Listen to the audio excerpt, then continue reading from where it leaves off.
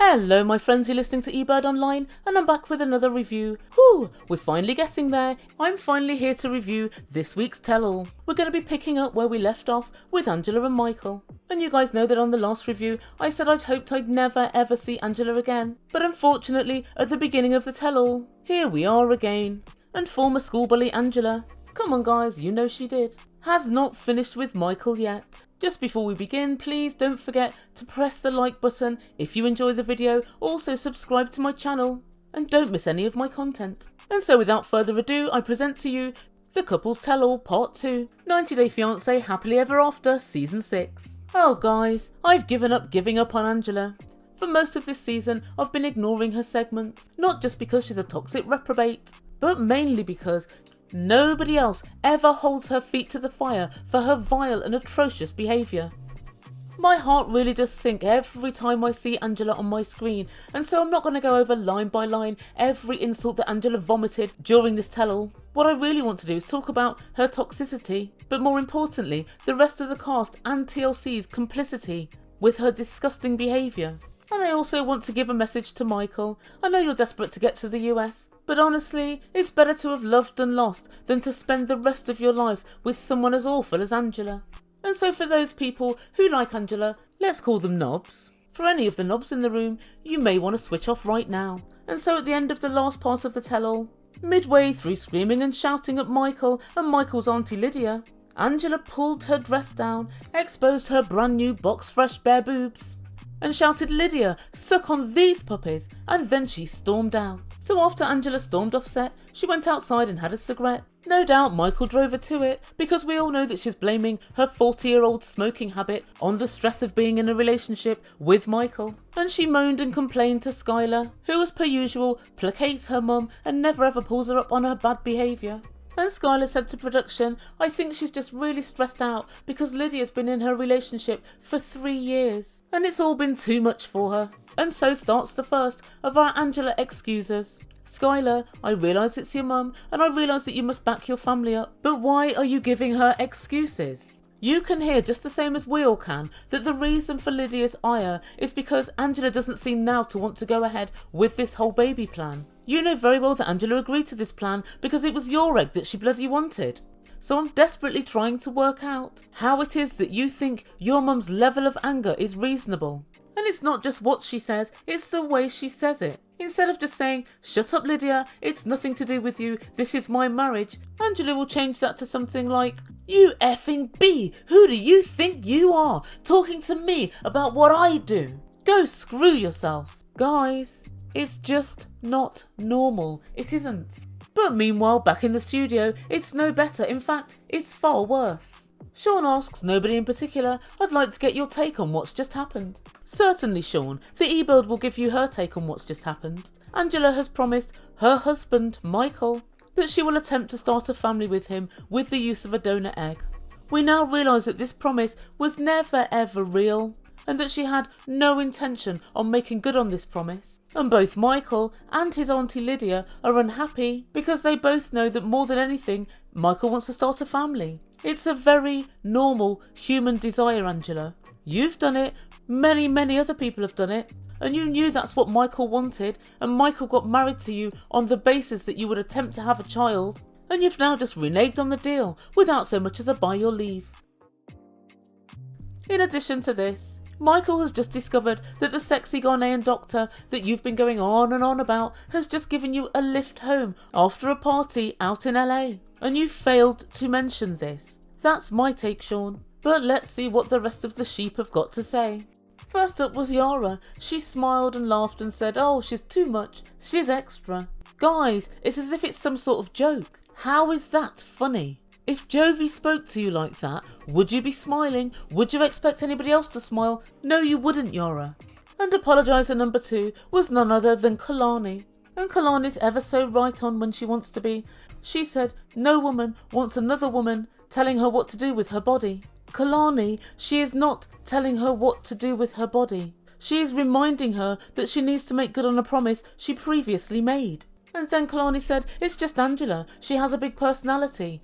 Guys, it's so triggering to me. It's not a big personality. She's a rude, obnoxious, foul-mouthed bully. That is not a big personality. And then we have Andrei and Elizabeth. And Andrei said it's Mike's fault. Mike enjoys playing with Angela's feelings. 1. Angela doesn't have any feelings. She's an android.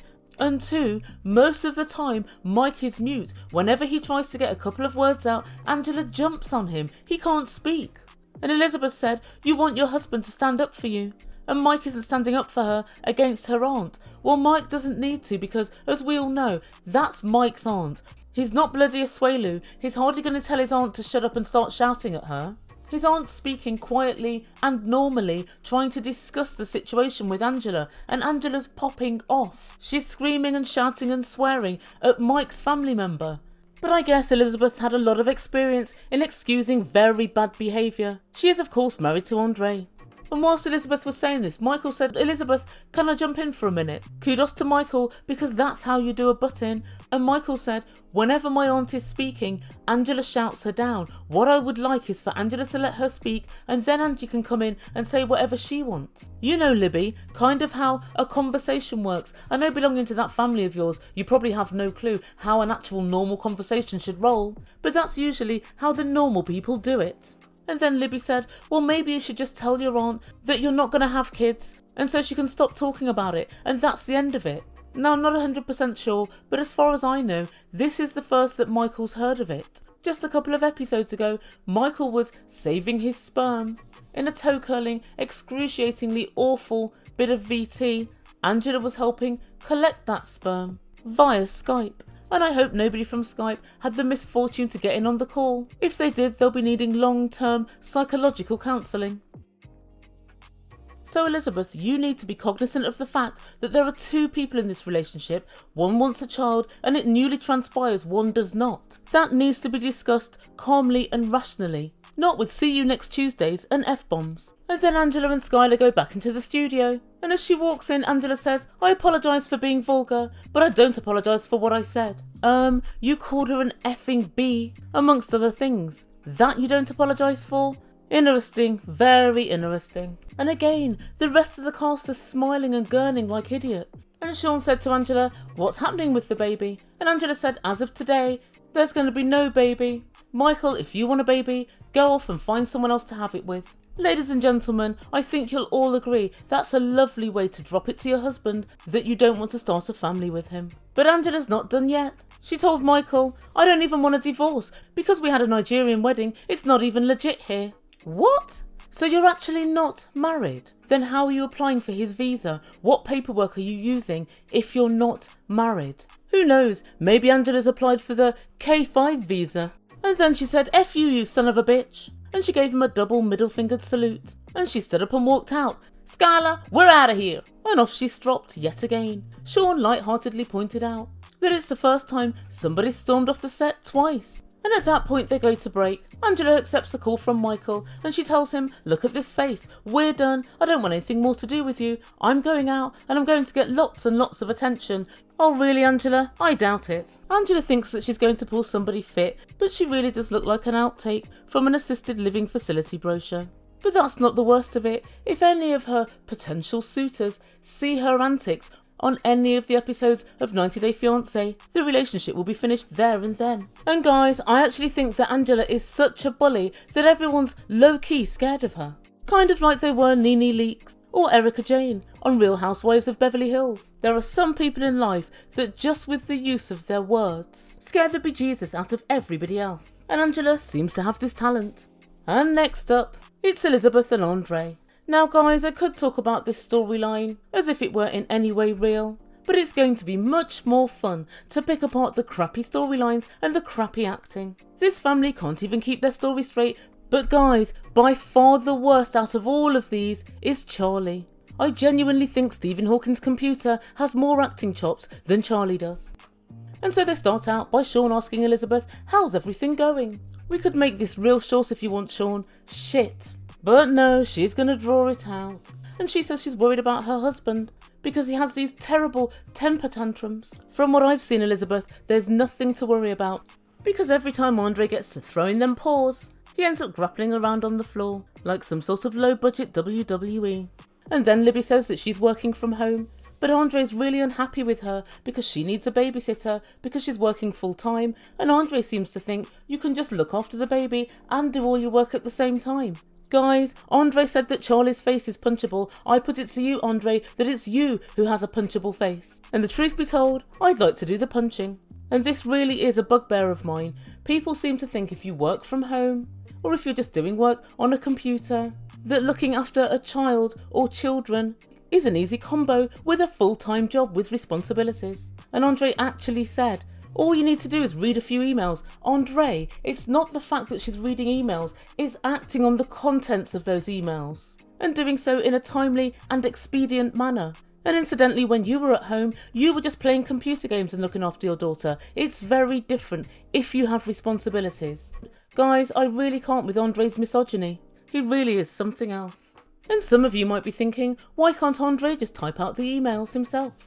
His hands are fucked from his knuckles being dragged along the pavement behind him. This guy's a dirty, disgusting troglodyte. And Andrei's worried about letting just anyone look after his kid. Andrei, Elizabeth wasn't going to throw a dart out of the window and whoever it hit, invite them in to look after her baby. Many people use babysitters and use childminding services.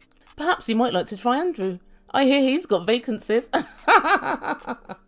But very quickly, Andrei's reverted to the whole idea that Elizabeth's just pottering around at home and he's the massive innovator, the big businessman, the kind he sees in the shaving mirror each morning. That's him. It's Andrei. He's the man. Women want to sleep with him. Men want to be him. Oh, Andrei, what's it like in Andrei world? We'd dearly love to know. Guys, he really is a waste of 2 billion years worth of evolution. But enough of slagging off Andrei. It really is a fun pastime, guys. You might like to try it. Let's get on to picking apart these bullshit narratives. So Sean asks Elizabeth, what's the situation with Charlie? And she says, we're totally cut off from him now, and my dad only talks to Charlie when he has to. Well then, Elizabeth, that's daily, to discuss your weak storylines. And Elizabeth continues, he's attacked multiple people in my family, so the whole family has cast him out. And so to back up this bullshit, Sean brings Chuck to the stage, and she asks him, what happened? And Chuck pointed dramatically to Andrei and said, he happened. Now wait one hovel flipping minute. If Andrei is what happened, why is it that you've cast Chuck out of the family? If it's Andrei's fault, surely you would have held Andrei at bay. Make it make sense. You won't. I've tried. And then Sean said dramatically, you had to make a choice between son and son-in-law. And Chuck said, I didn't want to make a choice. I was forced to. Now let's imagine, guys, for a moment that he did have to make that choice. He would never have allowed Sean to frame it like that. He would have said, no, I chose between my daughter and my son. He's never going to say, I chose my son-in-law, the very son-in-law that 6 months ago he couldn't stand the sight of. And Jen's here by Skype, which I believe is the preferred method with which to accept a visit from Jen. And she tells everyone that she's unhappy with Andrei being in the business, because he manages to manipulate Chuck. And Chuck asks angrily, how? How did he manipulate me? And she said, well, he asked you for 100k. He only did that so that you would say no, and then you'd feel duty bound to give him a job, and he'd get his foot in the door. And she said, Andrei's now taking food out of me and my family's mouth. So guys, what we're expected to believe is this. Andrei has no practical experience in the house selling market. Also, Andrei knows nothing about the Florida market. Also, Andrei knows nothing about running a business. Seemingly, all Andrei can do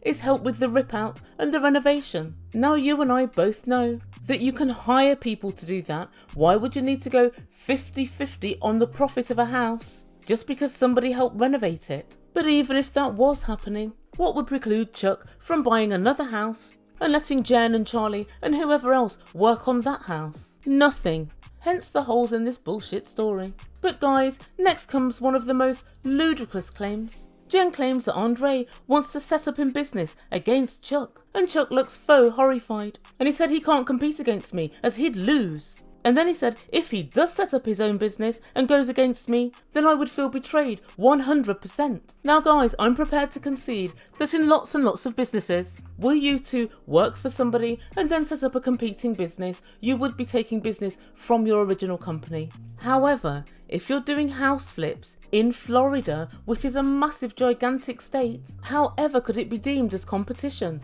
As we've already seen, Chuck can only afford to do one house at a time. And so bearing that in mind, the other tens of thousands of properties which are on the market at any given time make no difference to Chuck. He can't afford to buy them anyway, and he's busy on his one property. So if Andrei were to buy one of these other properties, it would make literally no difference to Chuck at all, and it could not possibly be seen to be setting up in competition with him. And then after Jen's allegations of Andrei wanting to set up in competition, we see a video of Jen and other sister Becky plotting to go into business together. Sans Chuck. Apparently, guys, they're setting up in competition. Literally, you couldn't write this. And that's actually very true. Nobody did write this. If they had have done, I wouldn't be able to run a bloody bus through the holes in the storyline. So everyone's really mad that Andrei's going to set up in competition, but then Jen immediately afterwards says she's going to do the same. And Libby said, after this, I can't trust my sisters. And she said, I don't know why they're so upset.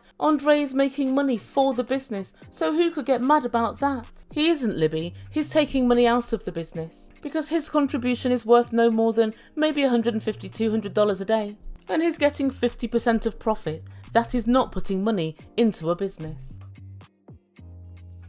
So next up we see the introduction of Big Time Charlie. And he said he's mad, really mad, bro.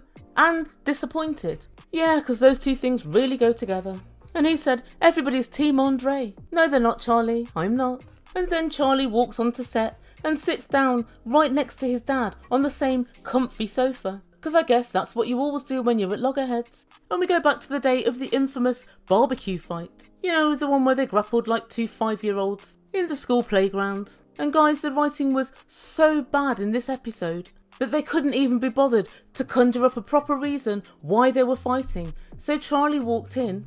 Hey, look who's back. Call the cops. And Andrei said, take a seat. And Charlie said, no. And Andrei said, take a seat. And then Andrei stood up. And then they started fighting. Lord have mercy on my soul. What the hell did I do to deserve having to watch this? Somewhere along the line, I must have taken a real wrong turn. And so they fight, and obviously it was split up. And back in the studio, they argue over whose fault it was. And Charlie says it was Andrei's because Andrei stood up. Yep, I always want to punch someone's freaking lights out when they stand up when I walk into a room. That's entirely normal, Charlie. You're entirely normal.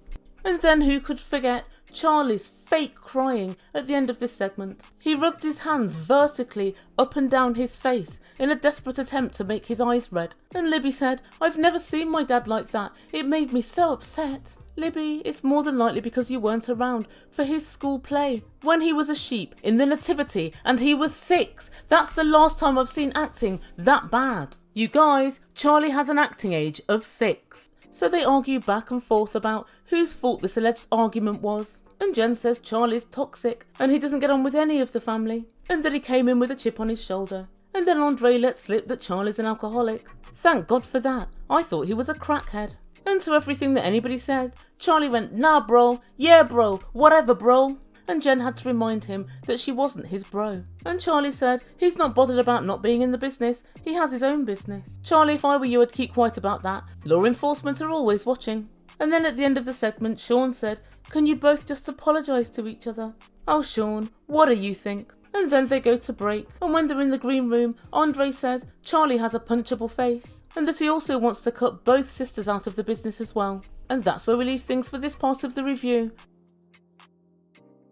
So don't worry, I will be back with the final part of the review tomorrow. Or Friday, it depends how much time I have. But I just wanted to go over a couple of things from this part of the review. And so I've said many times previously, I do not want this family to get their own spin-off. The whole thing's a fake and a fraud. And the way the rest of the cast actually interjected into this story convinced me of that. What is your family like? Your family's crazy. Oh my God, there's so much going on. But I've now done a complete 180 and I want them to have their own show. For 2 reasons. 1, so they no longer appear on My 90 Day Fiance for me to review. And secondly, I'd like them to get really, really shit ratings. The kind of ratings which mean you'll never be seen on TV ever again. You'll be banished to the 4 corners of OnlyFans. Guys, that's what I want more than anything. And Charlie, if you do get your own spin-off in the meantime, please take an acting class. Every time someone asks him a question, he has to think like that and speaks like a 5-year-old because he's trying to construct his narrative. And even then, it's rubbish. And the second thing I wanted to talk about was Angela. Why is everybody so scared of Angela? I'd love to know what you think in comments below. Now, I can only come up with one of two reasons. The first reason is she absolutely verbally eviscerates people, and she doesn't actually get the better of you with her verbiage. She gets the better of you in the fact that she just shouts louder and is so bombastic you can't make yourself heard or understood over her dulcet tones. But the second reason is very probably more nefarious. And that is, she's so tightly ingrained in this 90-Day Fiance. She knows the producers and management so well that maybe people think if they go against her, they might not get onto another series if that's what they want. They're the only two reasons I can think of. But guys, I'd love you to put in comments down below, why do you think everyone's so scared of Angela? Why does nobody ever bring her to book? Ever. And then also, I want you to put down what you thought the most ridiculous part of the storyline for Elizabeth and Andrei was. I actually think it was Chuck's crying, closely followed by the little girly fight on the yacht between, I think, Elizabeth and Jen at the start of the season. But let me know what your favourite fake moment was. Guys, I'm over and out. Another really long one. I'm so sorry, but there's so much to get through on this tell-all. If you've yet to do so, please do not forget to subscribe to my channel, make Ebird a happy Ebird, and also please smash the like button. It does wonders for my algorithm, and I'll see you very soon. Thank you guys so much for listening. You've been listening to Ebird Online, and I bid you good day.